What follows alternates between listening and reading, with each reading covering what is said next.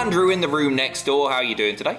I'm good, thank you, Adam. In the room next door. How are you doing today? I am very good, thank you very much. Shall we do some news? Yes, let's do some news, Adam. Do the headlines, please, Adam. A top SmackDown star appears to be unhappy in WWE.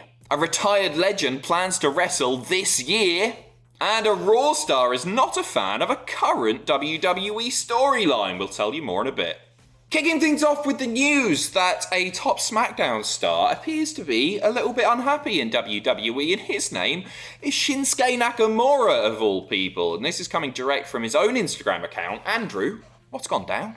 So Shinsuke on Instagram, he was cutting promos on Apollo Crews there, and someone in the comment section said, "Stop wasting your talent in WWE." To which then another fan replied to that comment saying, he's happy in WWE because he gets to surf and work a safer style. And then, in reply to that, Nakamura took it upon himself to say, "Who said I'm happy? Don't believe anything other than what I said." Listen, I would be unhappy if I had to have a feud with Apollo Crews, so I can't blame him. What?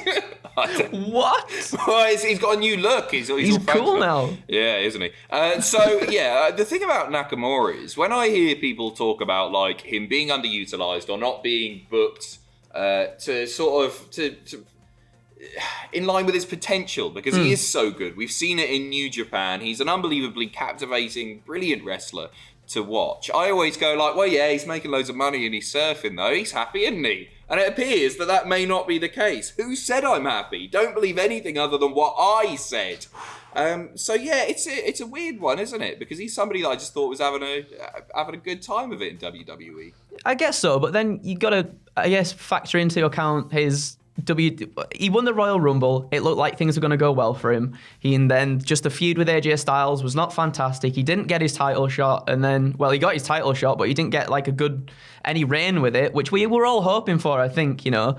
And then he's kind of just been stagnant on there. He's had some tag team title reigns and stuff, and it's a weird one as well, because like it looked like earlier this year, he was going to be doing something with a little more substance come WrestleMania. There were some people speculating that just because he turned babyface and he had some really great matches, and it looked like he might end up in the world title picture at WrestleMania. Obviously, we're getting Roman versus Edge, and that's fine. That's a big money match, whatever. But it looked like it was going to be Nakamura. Then it looked like it might be Cesaro. Nakamura not even making it into the Elimination Chamber, which was very, very surprising indeed. And now who knows what he's going to be doing come WrestleMania? Perhaps an Intercontinental title match, like a multi-man or something like that. Or maybe just Apollo Crews on the pre-show. I can understand why he's unhappy, because, like, yeah, you can surf, but if they never seem to understand what they've got with Nakamura, and I think that genuinely you could build a brand, if not a company, around Nakamura. I find him that enjoyable, and he's that good a wrestler. He's just so much fun to watch. So hopefully things pick up for lovely Nakas, eh? Next up, a retired, or so we thought, WWE Hall of Famer is planning one more match. Come on! We're talking about Mark Henry, who has appeared on the Busted Open radio show. What's he said? He said, "I'd rather get punked out than get my ass whooped." Am I allowed to say that? Is that allowed? I say that quite often, actually. That's sort of my mantra. Oh really? I'd rather get punked out and get my ass whooped. So he goes on to say, "Randy Orton is not someone to mess around with if you're not 100%. Now I'm walking on 2 feet and I'm 325 pounds. I'm lighter and trimmer than I've ever been, and I'm planning on having a match sometime in the next 6 months. I just want to have one match, and if Randy is the guy, so be it. Believe me, I'll be ready, and I won't be on one foot on a push stool." He then says, "I got to wrestle in this decade. I got to. Big Show has wrestled in 4 and I wrestled in 3. I can't let him have that over me. That's my brother, as close to one as I got in wrestling. I love him. I'm glad that he landed somewhere he feels appreciated. I'm glad we can see him get his just due." So tune in on Wednesday night to see the Big Show. But more importantly, Mark Henry, how do you feel about a Mark Henry match in 2021? I can't imagine it being fantastic. That might just be me being cynical there, but No, it's not you being cynical. That's you being honest. Well, right. yeah.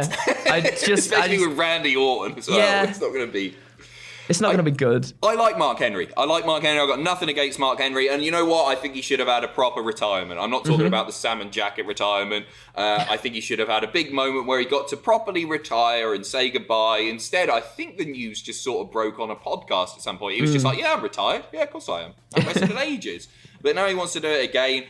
Nothing against Mark Henry at all, but my favourite sort of Mark Henry moments are where there's a very, very strong storyline around it. This isn't like, one more match for somebody that we've not seen, like Christian, for example, coming back and wrestling again. He's an amazing wrestler. He can still go. Mark Henry, never the most exciting, I guess, in ring. You needed a good storyline to make a Mark Henry match work. And I'm not saying they can't do that, but they can't do. No, they. What do you mean? I don't want to see it. I don't want, especially him and Orton. I don't care. They planted the seeds already, Adam. They planted the seeds when Orton was like, "Oh, what's that? What are you using there?" His little wheelie chair thing. Like they've planted it. The wheelie chair. The wheelie chair. The What's wheelie he got? chair that he puts his leg on and then pushes it. Yeah, he's not referring to a wheelchair. It was like it was a motorized scooter sort of thing. But the wheelie chair. Brilliant, right? Chair. So that's Andrew cancelled. Yeah. No, I don't want to see. I don't want to see it personally. It'll happen though. He's said in the past that if he does wrestle again, it's going to be a big money match in Saudi Arabia. So at least you can ignore those shows. Just a quick one on the NWA. There's been speculation about the company because they pulled all of their videos from their YouTube channel on Saturday, and some people thought that they might be ending the NWA, but that isn't the case, according to Dave Meltzer on the Wrestling Observer. He said, "So this is the situation with NWA. I don't know why they pulled all their videos from YouTube, but that's the important bit. They're going to be taping from March 21st to March 24th, and I was told that it'll come out in the next couple of days why they did it, and it will be a positive. I don't know more than that, but I know it's going to come out pretty soon. To me, it sounds like they're rebooting. It's like This is like a fresh start, isn't it? Yeah. So that's all good to see, and nothing to worry about with the NWA. Excited to see them come back. It's been obviously a rough 2020 for them, but yeah, it seems like they're starting afresh. Moving on as well, a new report regarding WWE's Indian viewership, and this is a pretty interesting one. It's regarding the figures of the weekly shows, and they are doing bonkers ratings. So, according to the report, WWE Raw's average viewership in January 2021 in India exceeded 4 million per episode. It's more than doubling that of the United States. If you think back to the little the special, Superstar Spectacle was it called? Yeah. That did, according to WWE, 20 million live viewers. It feels like a market that I don't want to call it untapped because WWE have been trying for a long time, but they haven't done it as effectively as perhaps they should. There's obviously big money to be made there, which is why we're going to see significant investment in the Indian market. But yeah, 20 million live viewers for something like that, which was essentially a glorified house show. Yeah, we literally just checked beforehand, didn't we? We had a look at how long the matches were. The matches weren't even that long. There was 5 of them, and they managed to stretch it out into a 2-hour show, which is crazy. And to have what did we say? Was it 20 million people watching that? 20 million watching, and the total wrestling on this 2-hour show came to less than 30 minutes, I think. Mental, and there were still 20 million people tuned in for that. That's just insane. That's insane numbers. Big numbers. Speaking of insanity, let's talk about Charlotte. Let's talk about Ric Flair. Let's talk about Lacey Evans, that particular storyline. It's been revealed that Charlotte isn't the biggest fan. It's on hold at the moment, obviously. Lacey Evans announcing her pregnancy. Congratulations once again to her. But Rick mentioned on Busted Open Radio that both he and Charlotte Flair not exactly thrilled about it. What did he say? In a Ric Flair voice, please, Andrew. Put you on the spot. Woo! A limousine riding. No, that was Dusty Rhodes. That was going on there. Anyway, he said, right, it caught us off guard. It was presented to me. I think it was just a trial run, and nobody really understood for sure exactly what was going to go. What? Sorry, Rick. Sorry, what? But anyway, I would be remiss if I thought Ashley, Charlotte, was crazy about it. For me, I pretty much can pull off anything I want. I'm really good at doing things if I like the program. I'm really good at doing things. Charlotte not keen on it, but me, Ric Flair, I can do anything. I'll make it work.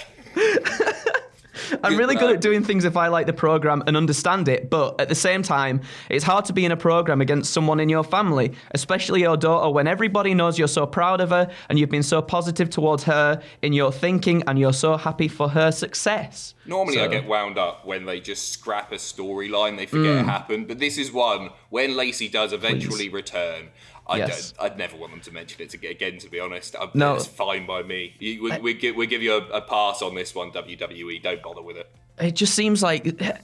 It seems like such a regression. Like, it seems like something that they'd write way back in 2004 or something. It just doesn't feel right in this day and age. The word you're looking for, Andrew, is crap. Yes, I am. It is. So just a quick one to finish things off. Conan obviously had a recent health scare.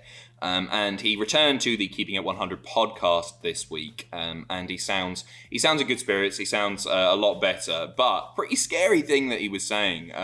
When co-host Disco Inferno asked him how he felt then and now, he responded, from a scale of 0 to 100, it felt like negative 1,000. Bro, I was looking at death, dude. It's not a script when you're looking at death. Right now, I feel like a 70, and it took me a long time to get here, a long time. It was very, very, very scary, and I have no problems telling you I cried. A doctor apparently telling him that there was a higher than 60% chance that his heart would stop very, very close to dying. So it's great to hear him back, coming in our ears, and yeah, good for Conan for getting back to it so soon, and sending all of our love to the K-Dog. Take care, Andrew. Yep. You're on Twitch tonight. I am indeed. Twitch.tv/Cultaholic. What game are you ignoring tonight? I'm not going to ignore it. We're going to play Hitman. And we've got a special guest, Adam. Agent 47 himself is here tonight. You'll have to check out twitch.tv/Cultaholic. See you in a couple of hours for another news video. Take care of yourselves. Bye!